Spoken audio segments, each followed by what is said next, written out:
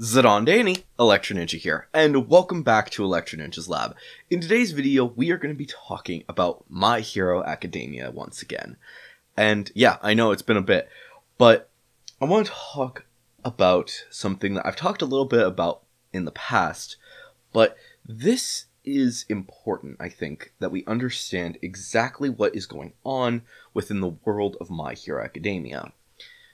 Now, I've made it very abundantly clear that I do not believe for a second that Deku was born quirkless. Now, even in the manga, this has not yet been revealed that this is the case. In the anime and the manga, we do know that the doctor that that told Deku that he was quirkless is a member of, is actually part of basically All for One's army, and has been working for him basically possibly his entire life. Who knows exactly? It's hard to say for sure. But the fact remains that this doctor has been involved with this stuff for multiple generations.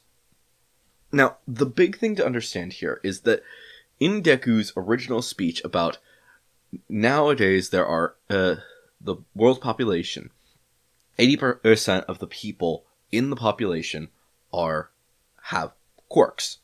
Now, that means that there are about 20% of people who are quirkless. Now, that should be very odd, and a lot of people have pointed this out. Like, that's 2 out of every 10 people don't have quirks. But I think that people don't understand is that there are a lot of people who were born quirkless in previous generations. Remember, All Might was born quirkless, or at least that's what we assume. And based off of what we've seen with Deku and All Might, which is still very vague, but what we've seen from the two of them with how the quirk has worked, it's very likely that All Might was actually born quirkless.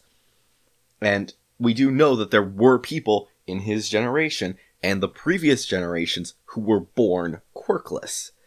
Now, I would also like to make sure that people understand that no one is around from the first generation of quirk holders, except for 2. Only 2 people, as far as we are aware, are still around from the first generation. And these 2 characters are All for One and the Doctor. That's it. And whether or not they're actually in the first generation is a bit up for debate. They are from the Age of Chaos, the time when people were starting to get quirks and nobody really knew what was going on. And as such, those 2 were extremely powerful because of the fact that they had their quirks and they could use them effectively without actually having any issues. They were unstoppable. And this is going to be the big situation. They're the only ones, like I said. The only other characters that we know of from that generation are dead, but they do have children. So that is their children or their grandchildren are still around, such as original Destro. He died, but his son, Redestro, is actually still alive. Yes, he is old, and he's not really that old, but even still, he is alive. We know that much. So, keep that in mind, that there are a lot of old people who likely don't have their quirks, and that is probably the majority of that 20%. Now, this is the part where things actually start to go into complicated, a bit spoilery, so if you're not really into spoilers, then you might want to back away. I'm not going to spoil too much, there's like one character who was born quirkless that has yet to be revealed to the anime fans. And so, as of right now, in Deku's generation, and I'm going to include Shigaraki in this generation, people up to his age, there are currently only 4 known characters who are quirkless. 4 characters who have been born quirkless. And my guesses are Shigaraki, because that is an unknown variable. We're not 100% certain if he was actually born quirkless or if he still has his original quirk. But considering the fact that All For One was involved with his very early childhood when he was about to learn his quirk, yeah, it's very likely that he took his quirk and replaced it with another one. So that's the big point there. But the other remaining characters are Deku, obviously, and the character from the first movie, which I'm currently forgetting her name, but she's very important in team-up missions. But basically, the daughter of All Might's friend. So those three are the currently known ones in the anime. And then there's a fourth one, and that fourth character, which is a bit of a spoiler, is Aoyama. Aoyama was apparently born quirkless. And there is a lot to that, because of the fact that we now know that certain characters are used by All For One to be used as, hey, I'm going to use this person as my pawn. And the people that he is using are people that are born quirkless who want to be heroes. Specifically, characters like Aoyama and Shigaraki. Shigaraki is well known. He was used by All For One. Everyone knows this at this point. Aoyama is also a very big important thing, because when we find out that he is quirkless, we also find out that he was the traitor. Which, again, very big information to find out that this character is extremely important. These characters are extremely important. Why exactly are they born quirkless? I don't think that it was actually that they were born quirkless, but instead that All For One used the information that he had, which we do know at this point in the manga that All For One has his fingers in basically every single pie. He has power in multiple different countries. So the fact that the only characters that we know of that are currently quirkless, and which there are 4, 3 of them were specifically targeted by All For One. Aoyama, Shigaraki, and Deku. Deku we know as well, because even though it hasn't been revealed yet, we know that somehow he is connected to all of that. And that is a really important detail that I don't necessarily think that everyone understands at this point. But yes, he has multiple quirks, and he was one of the targets for All For One. No one knows exactly what his plans were for Deku, which I think that the reason that no one knows his plans is because of the fact that All Might happened to be in that perfect point to stop Deku from getting a quirk again. Remember, 5 years ago, before the beginning of the series, we know that All Might lost. Basically, he had a battle with All For One. Now, we don't really know exactly what this battle was or why they had it on this specific day. But I think that the big point that we're going to be seeing in the future is that this was the moment that All For One was going to make his move. He was going to make sure that Deku was no longer quirkless in order to use him as power. Because he had just gained his first student that he was going to send off to UA to be a traitor. But he doesn't want just one person to be his traitor. No. All For One is better at this. He would know exactly where to put him. And he would send him to, he would grab more than one student heading towards UA. Because if he has people in UA, actual people in UA causing mayhem, he destroys the future heroes of the world. And he knows that more than likely All Might is going to be starting to look at places that he knows there could be someone who could take up the mantle and be the next person for One For All. So he targets 2 prospect students who happen to live close enough to UA that they could easily get there and would choose that over Shiketsu. More than likely, he also chose some people for Shiketsu and the other schools across the country, but he specifically chose UA with targeting 2 different students, specifically Aoyama and Deku. They were going to be his targets. They were going to be the ones that would destroy UA for good. Someone who understandably would be ecstatic. Someone who is rich. That is Aoyama. But someone who is a bit more middle class. Someone that people could root for. Someone who it would hurt to see them lose. That was Deku. Deku was going to have some quirk. He was going to be an example. They were going to use him to find All Might. And honestly, I wouldn't put it past them as they knew all along. More than likely, there's a possibility that Deku was already being used. He's already being used. The thing is that All For One took his quirk, and we know this because it's the Doctor.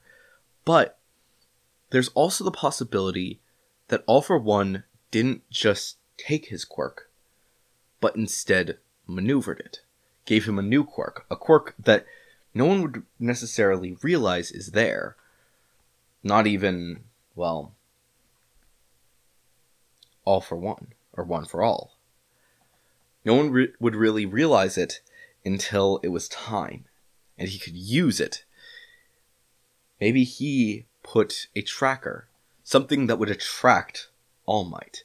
No one, a quirk that would go under the radar of One For All, but it would attract All Might, so that he could then, at long last, take the quirk.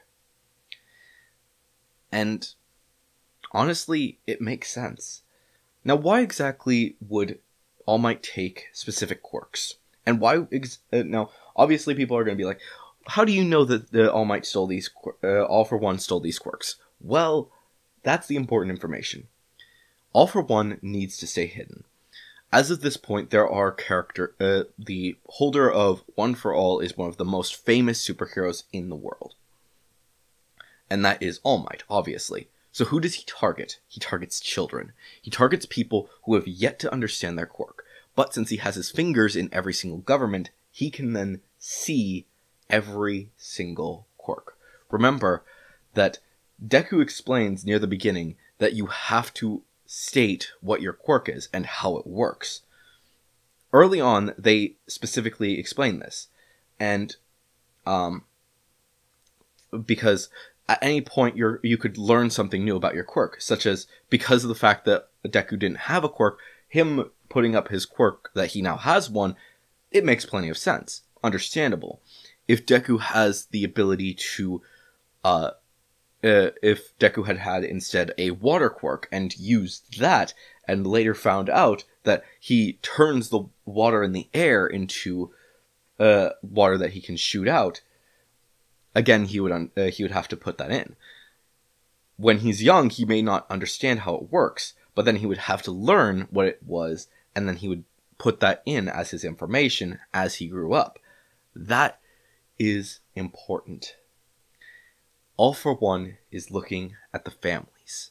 He's not looking at the children's quirks for when they actually get them. No, he is watching for the parents. Seeing parents. He sees Endeavor, one of the strongest heroes, and he sees that he has the ability to use fire, to cause fires. What quirk would be really effective against it? Sure, a water quirk, maybe, or an ice quirk, maybe, but there's something else. He sees someone. He sees a young boy who has yet to gain his quirk. But he looks at his parents. The father has the ability to breathe fire. The mother has the ability to move small objects towards her. Their quirks combined, what would that cause? The most likely option, fire manipulation. And through that, he uses that power for himself. And we don't really know much about many of the other characters, but considering the fact that float was a power that Shigaraki would likely have gained, the fact that that would be an amazing quirk. We all know that. He's practically used it in the past. And many, many other quirks are still out there that he could continue to use. And he specifically targets a lot of people because of their relationship with All Might, or his family, his friends, the people before him. Why take Shigaraki? Because the predecessor, Nana Shimura, was his mother. Well, his grandmother, I should say. Why target a young girl whose father is a scientist and an engineer? Because he is the best friend of All Might. Take that quirk away. Take a quirk away from someone who is extremely important to All Might. It's gone. That person is different now. They can't become the great inventor that saved All Might thousands of times. They can't be the same person. They can't be powerful. And so on and so forth. He targets people. This is known, that All for One targets people. So, he chooses his targets carefully. But instead of choosing the targets when they're older, when they could fight back, he targets them when they're young. That is why children have been born quirkless. Why are there so... 80% of the population has a quirk. Big whoop. But the children... At this point, everyone expects all children should be born with a quirk at this point. That is expected. 4 people are specifically chosen in this generation to be quirkless. Shigaraki, the one that he would use to destroy All Might. Deku, the person he would use to steal All Might's quirk. Number 3, Aoyama, a traitor for UA. And 4, a girl who is extremely important to All Might. These are the people that he targets. The people that All Might would never suspect. That Deku would never suspect. Who knows exactly how things are going to be playing out as we move forward. We'll just have to wait and see. But I, for one, am really excited to see exactly how they're going to play this moving forward. Remember, we're just on the first few generations here, early on. But there's going to be a lot more that is going to be revealed as we go into the final battle against All for One. But anyways, guys, hopefully you've enjoyed this video. If you did, please make sure to leave a like. Leave your thoughts and theories down in the comments below. If you have a theory, please make sure to leave your theories down there and say theory review somewhere in a comment, and we will talk about it in a future video. And of course, if you haven't yet, please subscribe and ring that notification bell, because it really does help us out a ton. And of course, if you want to support the channel even more, then definitely head down to the description and check out all of our links down there, including the social medias and ways that you can support us financially, including the merch store, the Patreon, and of course our book, which a big thank you to anyone who has bought it. And of course, if you have been listening to the music over on Spotify, again, thank you guys so much. But anyways, guys, I have been Electro Ninja, and I will see you guys next time. But on!